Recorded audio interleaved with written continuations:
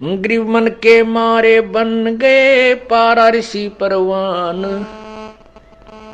पुत्री से संजम किया या मन की खोटी बाणे।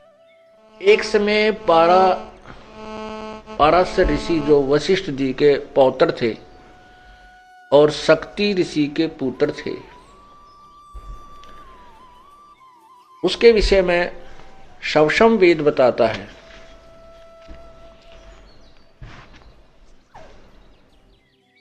कि वो उसकी शादी हुई, विवाह हो गया। विवाह होने के बाद उसको पता चला कि उसके पिता को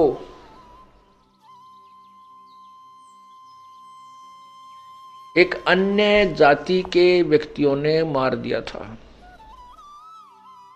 इसलिए वो शादी के तुरंत बाद घर त्याग कर जंगल में सिद्धि शक्ति प्राप्त करने के लिए जाने लगा। उसकी पत्नी ने कहा कि अभी तो हमारा विवाह हुआ है, संतान उत्पत्ति कर लेते हैं, उसके बाद आप साधना पर चले जाना। वो नहीं माना। अपनी पत्नी को समझाया कि मैं अच्छी साधना करके आऊंगा तो अच्छी संतान उत्पन्न होगी। कहने का भाव है कि वो अपनी पत्नी को ये कहकर चला गया कि मैं वहां जाऊंगा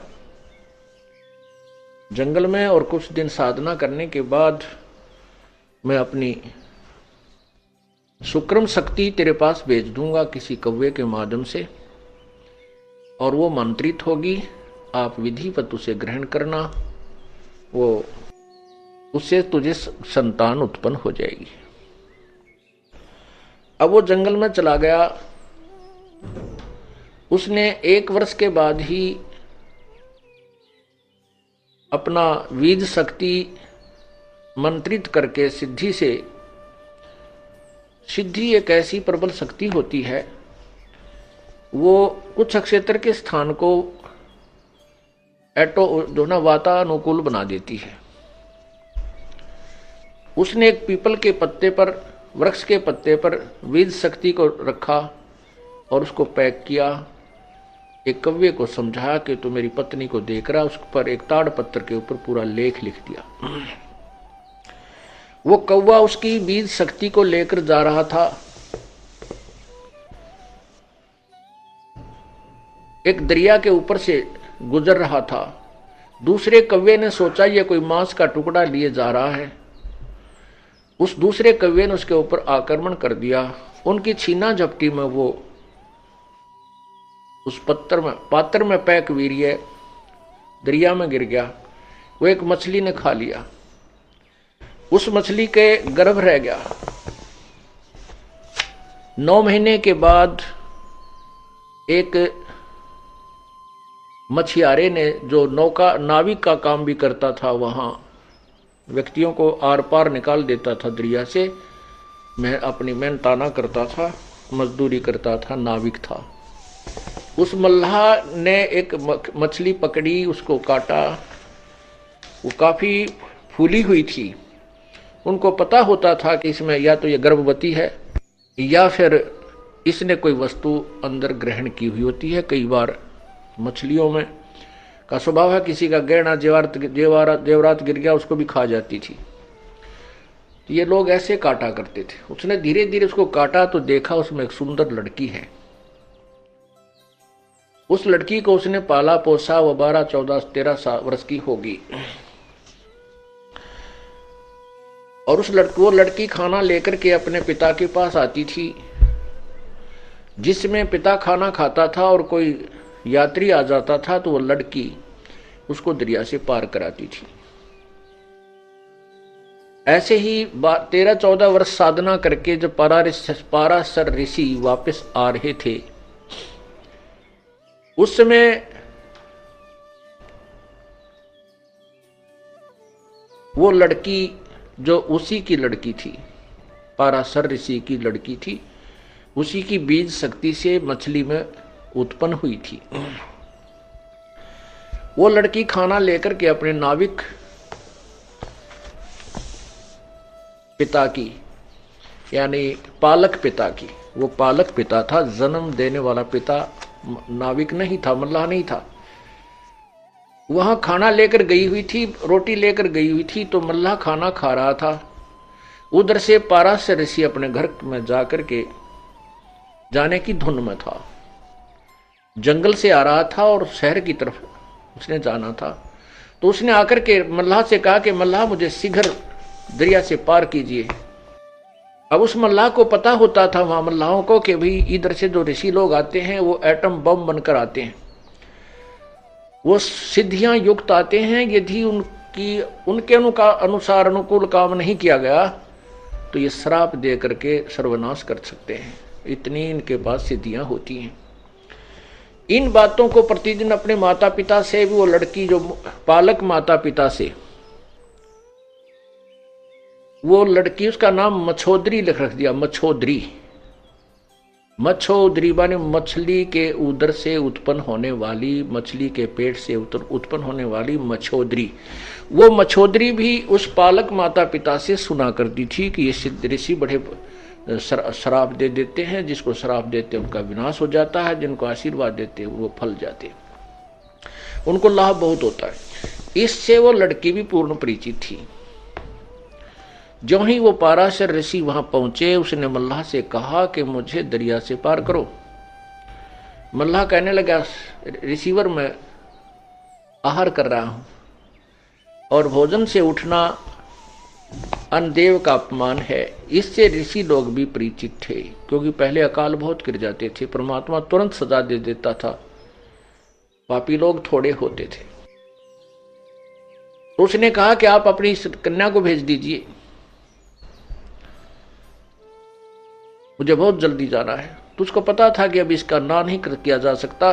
उसने अपनी लड़की से कहा, बेटा आप महात्मा जी को परले पार कर आइए। अब परमात्मा कहते हैं,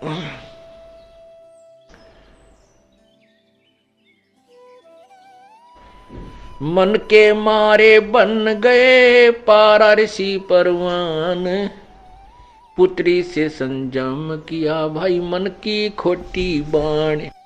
वो लड़की जब उसको लेकर चली दरिया में, पाराशर ऋषि के मन में दोष उत्पन्न हुआ। पहले 12 वर्ष की लड़की बहुत युवा हो जाती थी, तो उस लड़की को देख करके उसके मन में दोष उत्पन्न हुआ और उसके साथ उसने मिलन करने को कहा। लड़की ने कहा कि मेरे अंदर से बदबू आ रही है स्वामी जी, आप पवित्र हो, मैं एक शूद्र की लड़की हूं,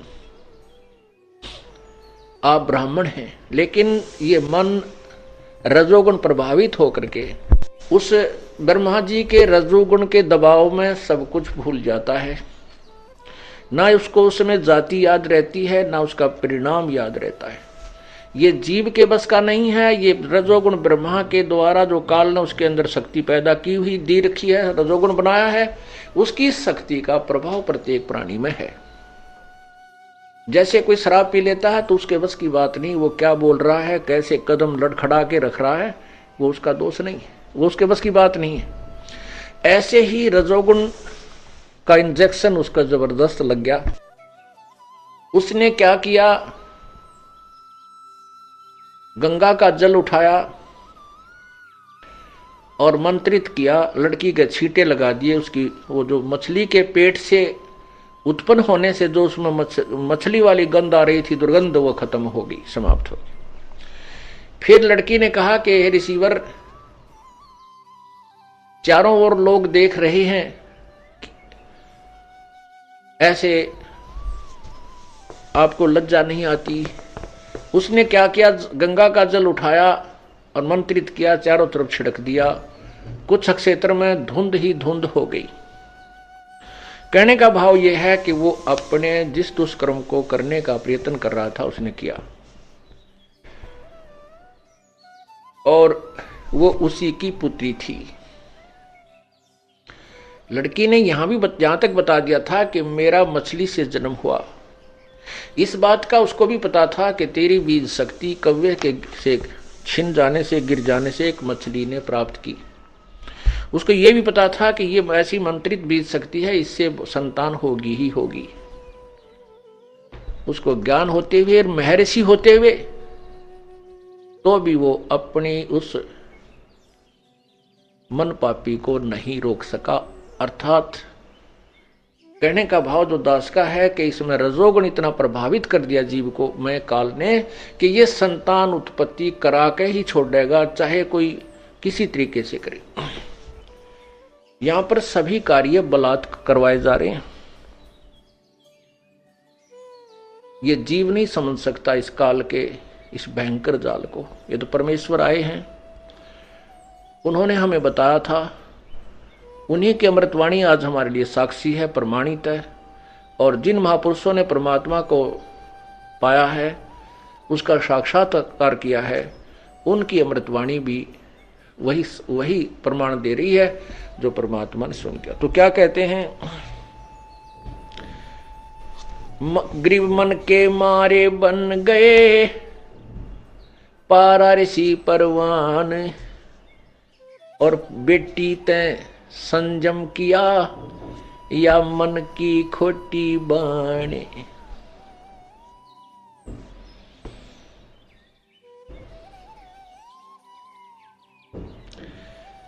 ग्रीव सुरपति का तो मन चला, गौतम ऋषि की नार, इंद्र सेंस बग हो गए लगी चंद्र मृगछार।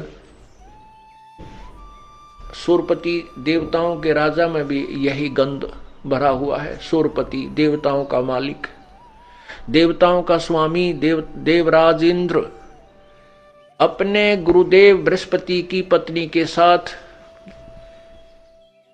ऐसे ही उसने मुंह काला किया, धोखा देकर के गौतम ऋषि का रूप बनाकर गया। फिर गौतम ऋषि ने उसको श्राप दे दिया। इंद्र को 1000 पूरे शरीर पर स्त्री इंद्रियां बन गई, जैसे फोड़े हो जाते हैं। पुण्यात्माओं, रजोगुण प्रभावित होकर के एक ही इंद्री कितना परेशान कर डालती है। ये उसको सजा मिली, इंद्र ने जो जुल्म किया था। उसके बाद कहते दुर्वासा का मन चला, तन मन जन बैराग, मल अखाड़े मोहिया सुने उर्वशी राग। दुर्वासा जी यहाँ बहुत बड़े ब्रह्मचारी और बड़े अच्छे सिद्ध पुरुष प्रसिद्ध थे, और श्री कृष्ण जी ने भी दुर्वासा जी को अपना आध्यात्मिक गुरु बनाया था।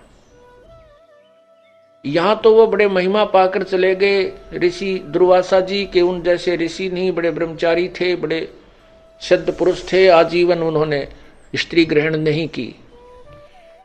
और वहां जब वो स्वर्ग में चले गए, वहां 33 करोड़ देवता 88,000 ऋषि विराजमान थे। वहां देवताओं की सभा बनी हुई थी, उसमें लड़कियां डांस कर रही थी, उर्वशी। दुर्वासा के मन में दोष आया, उसने एक भंवरे का रूप बनाया, भंवरा बना, उस लड़की के अर्धनग्न जो शरीर था, जो उसके सतन थे, उनको जाकर काट दिया अपनी उस गंदी नीत तय।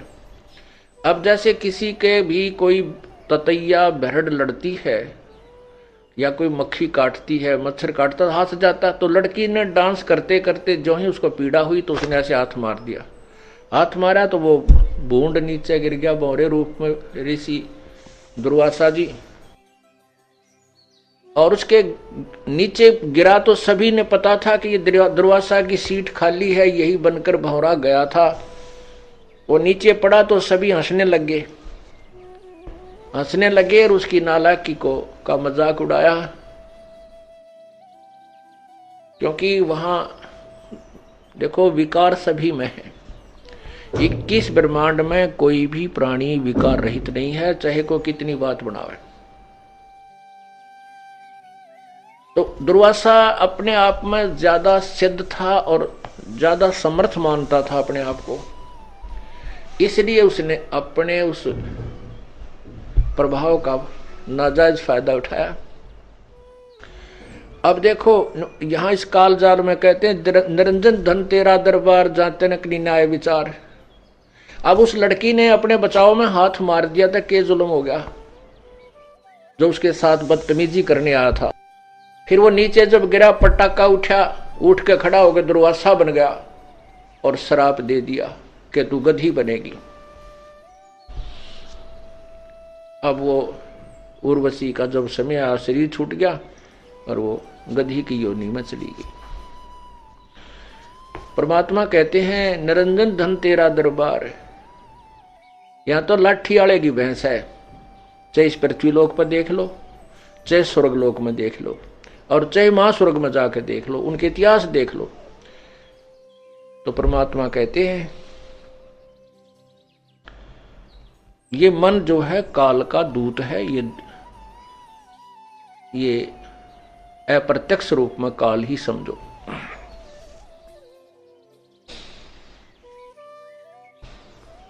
ग्रीब दुर्वासा का मन चला, तन मन जन बैराग। मल अखाड़े मोहिया, सुने उर्वशी राग। ग्रीब ब्रह्मा का आसन डेगा, बड़ा कहो और बड़ा कहो कौन। ग्रीब ब्रह्मा का आसन डेगा और बड़ा को कौन। मन के मारे मुनि बहे, अनहोनी हर होन। ग्रीब शंकर अडिग अडोल है, जाके मन की बूझे। शंकर का पारा चला, हरदम मन से लूझे। ग्रीब विष्णु विशंबर मोहिया, पकड़े हैं भगवान। अंत कलाधर अवतरे, मन की गई न बाणे।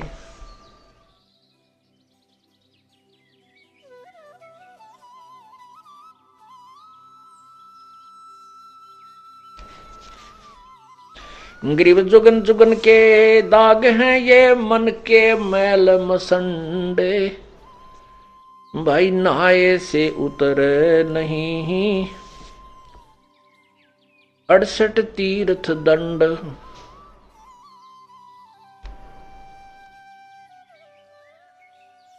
ग्रीव जुगन जुगन के दाग हैं, ये मन के मैल विकार। धोए से नहीं जाते हैं, ये गंगा नहाया केदार। चाहे गंगा में नहा ले, चाहे केदारनाथ में जाकर उस सरोवर में, उस जोड़ में नहा ले, ये मन के मैल नहीं जा सकते। मन का गंदापन, ये बाण खत्म नहीं हो सकती। ये तो परमात्मा के ज्ञान से, भक्ति के प्रभाव से ही नष्ट हो सकती है, इससे निष्क्रिय हो सकती है। परमेश्वर ने अपनी भी लीला की है। काल ने मन रूप में इस काल आत्मा को जकड़ा हुआ है। परमात्मा ने भी अपना एक अंश निज मन भी आत्मा के साथ जोड़ रखा है। अब जैसे कोई भी दुष्कर्म करने की तैयारी करता है, चोरी की, ठगी की, कोई ऊंच नीच, वैसे भी तो अंदर से आवाज निज मन की आती है। आत्मा कुछ नहीं कर पाती, ये तो विवश हो चुकी है, अपने पैर पर कुआड़ा मार के। इसको मन नचाता है और निज मन इसको संकेत करता है, सहयोग संकेत करता है। ये उसकी ना मान करके मन के अधीन, इस काल रूपी मन के अधीन ज्यादा रहती है। और जब हम परमात्मा से जुड़ जाते हैं तो निज मन, अर्थात उसको जीव आत्मा कहो, मन, वो निज मन कहो, वो उस आत्मा को भ्रमित नहीं होने देता। क्योंकि परमात्मा भी इस शरीर में, जैसे काल ने अपना दूध छोड़ दिया और स्वयं अलग रहता है, ऐसे परमात्मा ने भी अपनी एक शक्ति छोड़ दी, उसको निज मन कहते हैं। तो क्या बताते हैं, मन कामी ही मैल है, निज मन को टुक बूझ। निज मन से निज मन मिले, खाकी मन से लूज। अब निज मन से निज मन मिले। अब परमात्मा के शरण में हम आने के बाद हमारे अंदर ईश्वरीय शक्ति का संचार होता है तो निज मन परमात्मा की तरफ खिंचाव करता है, आत्मा को ये फिर निज मन उधर खींचता है। ग्रीव निज मन निका निर्मला, खाखी मन शैतान, कोट यतन कर राखी ये छाड़त नाही बाण। काया माही दो मन इनमें कौन हमारे, को अमरापुर जाते हैं को भर में संसार। नूरी सेती मिल रहो ये खाखी खारज कीन, ज्ञान शब्द से मारी ये 5-2503। ग्रीव नूरी मन से मिल रहो ये खाखी बड़ा बखील, सतगुर हेला देते हैं क्योंकि जैसे ढील। ग्रीव खाखी रोड़ा बाटे का यो नूरी निर्गुण नूर, इस उसमें बहु अंतरा खाखी से रहो दूर। खाखी मन ये काल है। खाखी का अर्थ होता है खोखला, व्यर्थ, खोखा। जैसे किसी कवर होता है, ऊपर डिब्बे में सामान निकाले और ऊपर बड़ा सुंदर वो डिब्बा रखा हो तो ऐसा लगता है जैसे इसमें वही वस्तु है। इसको खोखापुर भी कहा इस काल के लोक को। ये खोखापुर है, ऊपर से कुछ है, अंदर इसमें गंध कुछ भरा हुआ है। खाखी रोड़ा बाटे का नूरी निर्गुण नूर, इस उसमें बहु अंतरा खाखी से रहो दूर। खाकी मन खैला भया खाता है नित नित खेत, नूरी रखवाला रखो हटके प्रेम सहेत। अब परमात्मा कहते हैं जब हम प्रभु पूर्ण परमात्मा के ज्ञान से परिचित हो जाते हैं, उस समय इस मन को हम कैसे मारते हैं, कैसे इसका जो बचाव करते हैं, इससे क्या बताते हैं। रोहो रो हरे मन मारूंगा, ज्ञान खड़क संघारूंगा, डामा डोल न हुजे रे, तुझको निज धाम न सूझे रे। सतगुर हेला देवे रे, तुझे भवसागर से सिखेवे रे, 84 तुरत मिटावे रे, तुझे जम से आन छुड़ावे रे। कहा हमारा की जय रे, सतगुरु को सिर दी जय रे, अब लेखे लेखा होई रे, ये बहुर न मेला कोई रे। शब्द हमारा मानो रे, अब नीर खीर को छानो रे, तू बहज मुखी क्यों फिरता रे, अब माल बिराना हरता रे। तू गोला जात गुलामा रे, तू बिसरा पूर्ण रामा रे, अब दंड पड़े सिर तो ही रे, त अगली पछली खोई रे। परमात्मा इस मन के माध्यम से इस जीवात्मा को समझा रहा है और कह रही हैं कि इस नकली मन की बातों में मत आओ, काल के इस चोचलों से बचो, अन्यथा आप अपनी पूर्व जन्म की कमाई को बर्बाद कर जाओगे और भविष्य में कुछ नहीं बन पाओगी। इसलिए कहते तूने अगली पछली सब खोई रे। पीछे वाली जो पूर्वजन्म की कमाई थी जिसके कारण तुझे मानव शरीर मिला, इससे आपने आगे और पुण्य कमाने थे, परमात्मा का नाम लेना था, पुण्य करने थे, पूरे सतगुरु की शरण ग्रहण करनी थी। वो ना करके इस मन के अधीन हो करके और यही बीड़ी शराब मांस तम्बाकू सांग सिनेमा में देख जाग के कोठी बंगले कार खरीद के इसको बर्बाद कर रहा है, अपनी पूर्व जन्म की कमाई को, और भविष्य की बना नहीं रहा। क्योंकि यदि भक्ति कर रहा है तो शास्त्र विरुद्ध कर रहा है, वो भी व्यर्थ है। तू गोला जात गुलामा रे, तू बिसरा पूर्ण रामा रे। कहते मन तू निकम्मा हो गया और उस पूर्ण परमात्मा को भूल चुका है। दंड पड़े सिर तो ही रे, ते अगली पिछली खोई रे। तेरे सिर पर दंड पड़ेगा तो 84 लाख योनियों में कष्ट उठाएगा। करत गनी तू बड़ुआ रे, तुझे लाग गए साहेब कड़ुआ रे। इस मन को परमात्मा कह रहे हैं कि तुझे रागनी अच्छी लगे हैं, फिल्मी गाने बढ़िया लगे, माया जोड़ने के लिए कितना प्रयत्न करवा ले, रात और दिन झूठ कपट है, खड़ा होकर रुके मारे जा, ले 2 के 20, 10 के 20, 10 के 20, अरे 2 घंटे नो के भगवान भी याद कर ले, कति नहीं अच्छा लगता, इसने रुचि ही नहीं बनती। तो यहाँ क्या कहते हैं, मन करत गनी तू भड़ुआ रे, तुझे लग गए साहेब कड़ुआ रे, तुझे भगवान कड़ुआ लग रहा है। मन मारूंगा मैं दाना रे, सतगुरु शमशेर समाना रे, अरे मन